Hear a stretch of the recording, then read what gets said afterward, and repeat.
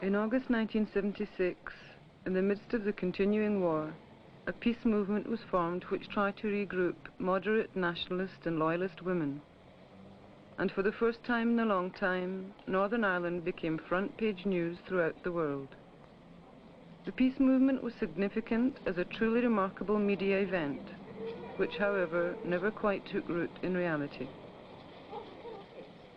They came into formation after 3 children had been killed in an accident on the Upper Falls Road. And what had happened was that an IRA active service unit were going out to ambush the British Army, and on the way to the ambush they were chased by a British patrol. The patrol opened fire on the car, the driver was killed, the car obviously went out of control and hit the 3 children. At the beginning of that there was obvious sympathy towards the family, and people were very sympathetic and people were very sorry what had happened. The peace movement, led by Kieran McKeown, a local pro-British journalist, used this opportunity to launch a movement that was directed against the IRA.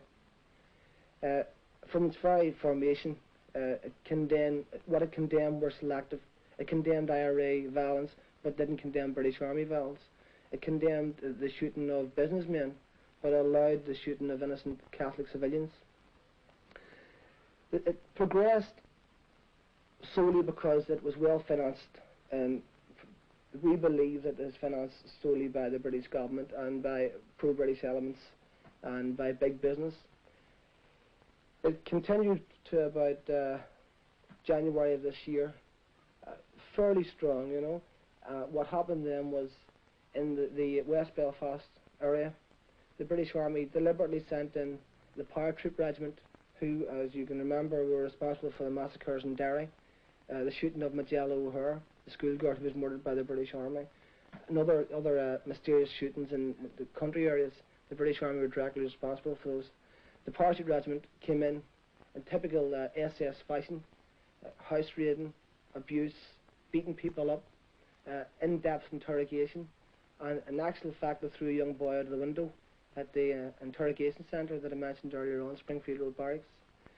This effectively alienated the people even more from the British Army, and the Republican movement were seen to be the only ones who cared and who could provide the alternative to this type of attitude that the British Army had adopted. All through this campaign of harassment by the British Paratroop Regiment, the peace movement issued no statements, didn't condemn the violence, in fact issued statements saying that they support law and order and that we, the nationalist people, should do the same. The problem was that how can you support law and order when law and order is kicking your door in and beating you up?